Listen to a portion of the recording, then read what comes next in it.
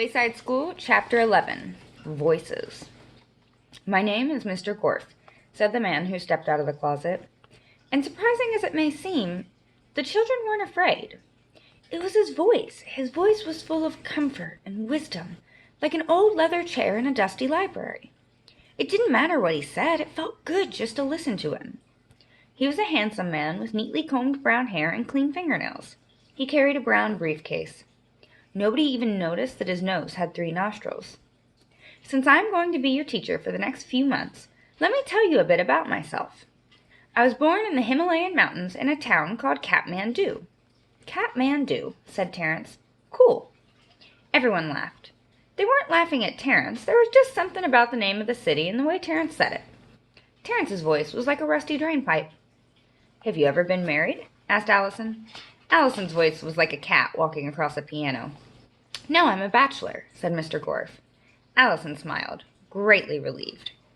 "Well, that's enough about me," said Mr. Gorf. "How about some of you telling me about yourselves?" "My name is Mac," said Mac, without raising his hand. Mac's voice was like a freight train. "I built the biggest snowman you ever saw. Man, it was huge. I had to stand on a ladder to put the hat on his head. It was a stovepipe hat, like Abraham Lincoln wore, but I don't know why they call it that. We have a microwave oven. Have you ever put a bag of marshmallows in a microwave oven? Man, it's like—" Mr. Gorf's nostril flared. His right nostril flared to the right, his left nostril flared to the left, and the hole in the middle seemed to get larger. Mac coughed. He tried to speak, but no words came out. "Thank you, Mac," said Mr. Gorf. "Anyone else?" Dee raised her hand. "Yes, young lady," said Mr. Gorf.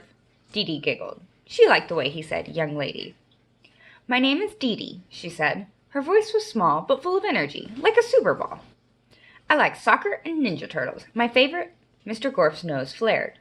Dee lost her voice, too. "Who's next?" asked Mr. Gorf. "Yes, the girl in the polka dot shirt." "My name's Mauricia," said Mauricia. "I have 2 brothers and 1 sister." Mauricia's voice was like a pineapple milkshake. Mr. Gorf sucked it up through his nose. "Hey, what's going—" said Todd. Todd was silent.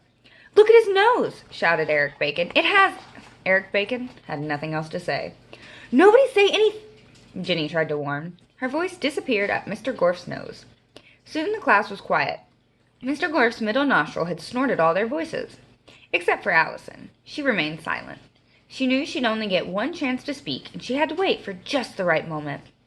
"What good little boys and girls you are," said Mr. Gorf. "So nice and quiet." He laughed. "Of course, this isn't my real voice," he said. "I stole this voice from a gentleman I met in Scotland." He touched the tip of his nose. "This is my voice," he squawked. If a donkey could talk, and if the donkey had a sore throat, and if it spoke with a French accent, that was what Mr. Gorf's voice sounded like. But what he said next was even more horrible than his voice. Mrs. Gorf was my mommy. The children sat frozen in their chairs, too scared to move. Suddenly there was a knock on the door. Mr. Gorf touched his nose. "Who is it?" he asked in the pleasant voice he stole from the Scottish gentleman. "Miss Mush," said Miss Mush from the other side of the door. "I just came up to say hello and welcome you to Wayside School." "That's very nice of you, Miss Mush," said Mr. Gorf, "but we're very busy right now. Maybe we can get together for tea and crumpets sometime." Miss Mush giggled. "That sounds lovely," she said. "By the way, Mr. Gorf, are you married?" "No, I'm single," said Mr. Gorf. "So am I," said Miss Mush. "Miss Mush!" shouted Allison. "Help! Mr. Gorf is taking—" Mr. Gorf's nose flared. "Did you say something, Allison?" asked Miss Mush. Mr. Gorf touched his nose. Then he spoke, this time using Allison's voice. "Mr. Gorf is taking us on a field trip next week, but he might need help. Do you want to come with us?" "Maybe," said Miss Mush. "Thank you, Allison." "Oh, don't thank me," said Allison's voice. "Thank Mr. Gorf. He's the best teacher in the whole world." "I'm glad," said Miss Mush. "He sounds very charming." "And so do you," said Mr. Gorf, speaking like the gentleman from Scotland. He touched his nose. "See you later, Miss Mush," said the voice of Eric Evans. "Take care," said Calvin's voice. "Have a nice day," said Kathy's voice.